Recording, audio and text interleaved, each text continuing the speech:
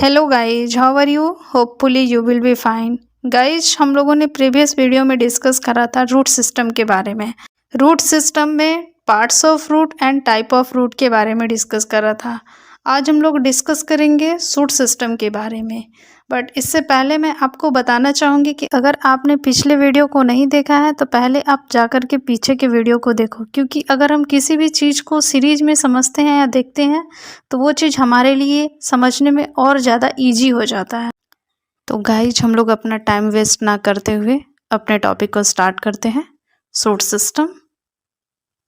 System के बारे में फर्स्ट वीडियो में डिस्कस करा था कि सूट सिस्टम ग्राउंड के ऊपर वाले सरफेस को बोलते हैं। जो आप यहाँ भी डायग्राम में देख रहे हो कि यहाँ पर ग्राउंड सरफेस होता है और इसके ऊपर जो ये पार्ट लोकेटेड है इसे सूट सिस्टम कहते हैं। सूट सिस्टम अपने अंदर बहुत सारे पार्ट को कंटेन करके रखता है। वो पार्ट्स क्या होते हैं? Flower, fruit, stem, leaf, bird. जो यहाँ पर भी हमने इनके सारे पार्ट्स को मेंशन कर रखा है। ब्रांचेस तो आप समझते ही हो कि जो स्टेम से ये बहुत सारे क्या होते हैं, ब्रांच निकलते हैं। That's called branches. बात आती है यहाँ पे नोड के कि नोड क्या होता है। तो नोड अभी हम लोग जस्ट कुछ टाइम्स बाद डिस्कस करेंगे कि नोड होता है क्या है। तो चलिए अगले टॉपिक के बारे में हम लोग पढ़ते हैं, इसके पार्ट्स के बारे में, सूट सिस्टम के पार्ट्स के बारे में। और सूट सिस्टम के पार्ट्स के बारे में सबसे पहले हम लोग स्टार्ट करेंगे स्टेम से, देन आफ्टर लीफ, फिर then flower, then next. Stem होता क्या है? स्टेम सूट सिस्टम का काफ़ी थिक पार्ट होता है। जो आपको यहाँ पे क्या कर रखा है, मेंशन कर रखा है कि stem is the thick part of the shoot system. Shoot system का स्टेम थिक पार्ट होता है। जो आप डायग्राम में भी क्या देख रहे हो कि जो स्टेम है ये क्या है, कुछ ज़्यादा थिक है। क्या लीफ इतना थिक है? फ्लावर भी नहीं होता, बर्ड भी नहीं होता। मीन्स कि आप बोल सकते हो कि प्लांट में ये सूट सिस्टम में खास करके स्टेम क्या होता है, थिक पार्ट होता है। रूट सिस्टम में आप रूट भी देखोगे, कुछ उसकी थिकनेस होती है, स्पेशली टैप रूट की, ना कि फाइब्रस रूट की, ठीक है। लेकिन वो रूट सिस्टम में आता है, ना कि सूट सिस्टम में आता है। और जैसा कि हमने पीछे वाले पेज में भी डिस्कस करा कि स्टेम अपने अंदर ये सारे पार्ट्स को कंटेन करके रखता है। यहाँ पे अब दिख रहा है नोड। मैंने कहा था कि आगे हम लोग डिस्कस करेंगे कि नोड होता क्या है। तो नोड वो पार्ट होता है जहाँ से क्या करता है कि नया लीफ भी ग्रो कर सकता है, नए बर्ड भी ग्रो कर सकते हैं, या फिर फ्लावर भी ग्रो कर सकता है, ठीक है। आप बोलोगे कि मैम ये नोड तो अगर ये होता है तो फिर इंटरनोड क्या होता है? जहाँ से अगर कोई भी ब्रांच, यहाँ से ब्रांच भी आपको निकल सकता है, ठीक है। तो जहाँ से ये ब्रांच निकल रहा है या फिर लीफ यहाँ से जो ग्रो कर रहा है, राइज कर रहा है, ठीक है, ये लीफ और ये लीफ, दो लीफ के बीच में जो गैप होता है या फिर दो नोड के बीच को इंटरनोड कहते हैं। जैसे ये नोड है और ये नोड है और दोनों के बीच में जो गैप होता है उसे इंटरनोड कहते हैं। नोड तो कनेक्टेड है वर्ड, और इंटर मीन्स अंदर।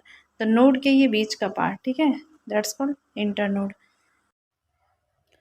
Guys, now we will discuss about apical bud and axillary word.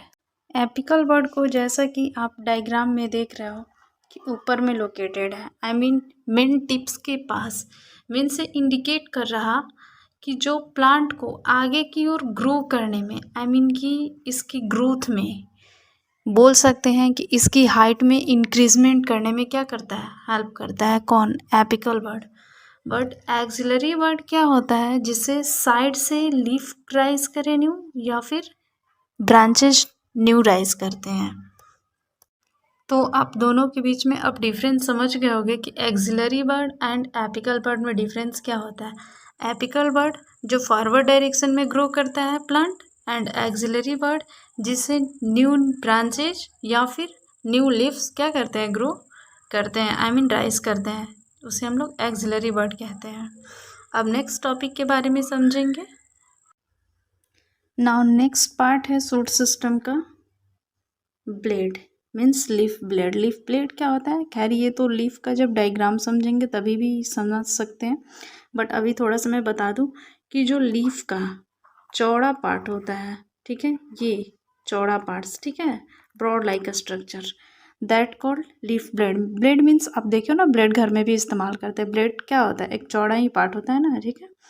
Petiole क्या होता है? ये जो डंठल होता है जिसे पकड़ करके हम लोग क्या करते हैं, इसलिए घुमाते हैं, रोटेट करते हैं लीफ को अपने दो उंगलियों के बीच में, दैट्स कॉल्ड पेटियोल। स्टेम तो आप समझ ही रहे हो कि स्टेम क्या होता है, ठीक है। तो ये सारे पार्ट्स नेम में आई होप अब आपको प्रॉब्लम नहीं होगी। Leaf blade means broad structure of the leaf, petiole क्या जो स्टिक लाइक स्ट्रक्चर है, ठीक है, and node where the grow या rise new leaf flower and branch, and internode means between present between two nodes, that's called internode.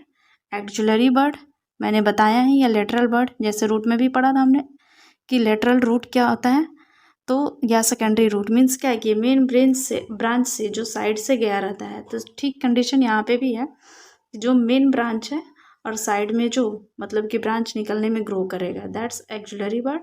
Apical bud जो main branch को grow करने में आगे की ओर हेल्प करता है, आई मीन इंक्रीजमेंट में, दैट्स कॉल्ड एपिकल बर्ड। तो इतना तक आपको प्रॉब्लम नहीं होगी। अब नेक्स्ट स्टेप में चलते हैं, आई मीन टॉपिक में, कि function of leaf. Function of stem में फर्स्ट पॉइंट मेंशन कर रखा है, give support to leaves and branch. जैसे आपने अभी पिछले डायग्राम में देखा, मेन ये ब्रांच था, उसमें बहुत सारे लीफ, ब्रांच, फ्लावर, बर्ड थे, जिसे ये क्या कर रहा था, कहीं ना कहीं ये सपोर्ट करने का काम कर रहा है, ठीक है। सेकेंड पॉइंट पे मेंशन कर रखा है transportation, help in transportation. Transportation word is the most important word, ठीक है। एंड सेकेंड क्या कि ट्रांसपोर्ट करता है क्या, वाटर एंड मिनरल्स, कहाँ से, रूट से, ठीक है, कहाँ तक, लीफ तक, ठीक है, किसके द्वारा, जाइलम के द्वारा। जाइलम क्या है, जाइलम इज अ टिश्यूज, ठीक है, जो क्या करता है, दो टिश्यूज, वैस्कुलर टिश्यूज होते हैं प्लांट के अंदर। सपोज ये स्टेम है, ठीक है, उनके अंदर दो वैस्कुलर टिश्यूज होते हैं। तो यहाँ से क्या होता है, नीचे से ऊपर की ओर क्या जा रहा, वाटर एंड मिनरल्स जा रहा, रूट से, नीचे क्या है, रूट ही है ना, तो रूट से वाटर एंड मिनरल्स जा रहा। कौन से टिश्यूज हेल्प करते हैं, जाइलम टिश्यूज। आप इसे कभी भूलोगे नहीं, मतलब स्टार लगा लो, most and most important.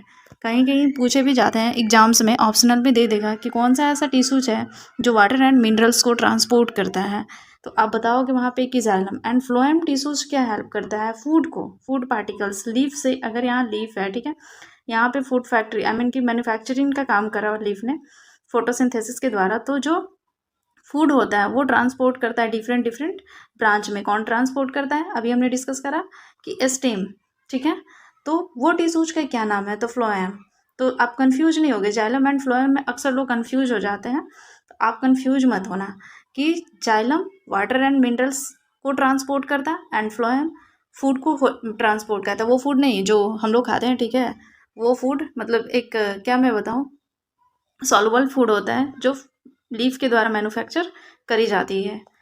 And fourth point में मेंशन कर रखा है कि आपने देखा है, सॉरी यहाँ पे यंग छूट गया है, ठीक है, जब स्टेम यंग होता है तो वो क्या करता है, ग्रीन होता है, ग्रीन कलर में। तो और जब ग्रीन कलर में होगा तो आपको पता है ना कि ग्रीन कलर में क्लोरोफिल प्रेजेंट होता है।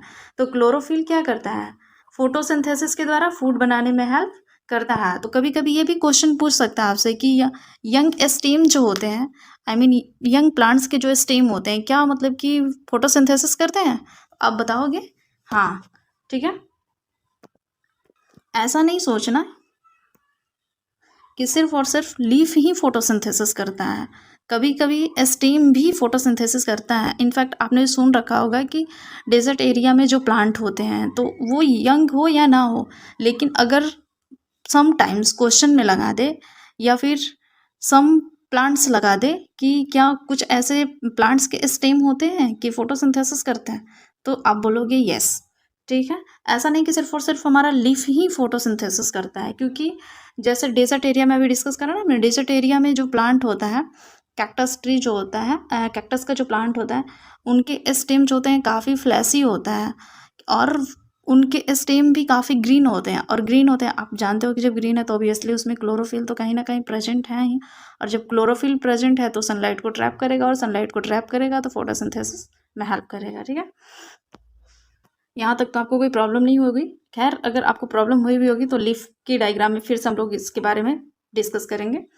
एंड लास्ट पॉइंट है हमारा कि कभी कभी स्टेम को बैकबोन भी कहा जाता है। कब कहा जाता है, क्यों कहा जाता है, ठीक है, क्योंकि ये प्लांट्स के ऊपर के पार्ट्स को क्या करता है, होल्ड करके रखता है। जैसे अभी हमने डायग्राम में पीछे देखा ना कि ये ग्राउंड सरफेस था और ग्राउंड सरफेस के ऊपर क्या था, ये स्टेम था। तो स्टेम में जो बहुत सारे ब्रांचेज निकले थे तो ये सारे क्या किए थे, इसे होल्ड करके रखा है ना कहीं, तो इसीलिए इसे बैकबोन भी कहा जाता है। और हमने जो फर्स्ट वीडियो में इंट्रोडक्शन के बारे में डिस्कस करा था तभी भी सेकेंड नेम के बारे में बताया था कि स्टेम को कहीं ना कहीं हम लोग बैकबोन भी कहते हैं। आई होप अब आपको कोई प्रॉब्लम नहीं हुई होगी। अगर फिर भी आपको कोई प्रॉब्लम हुई होगी गाइस तो आप अपना डाउट कमेंट बॉक्स में कमेंट कर सकते हो, देन मैं आपकी डाउट सॉल्व करने की कोशिश करूँगी। और आपको मेरी वीडियो अच्छी लगी होगी तो लाइक शेयर सब्सक्राइब ज़रूर करें। नेक्स्ट वीडियो में मिलते हैं नेक्स्ट पार्ट के साथ, और वो हमारा पार्ट्स हो सकता है लीफ हो सकता है, और उसके डायग्राम एंड फंक्शंस के बारे में हम लोग डिस्कस करेंगे। Thank you for watching my video guys.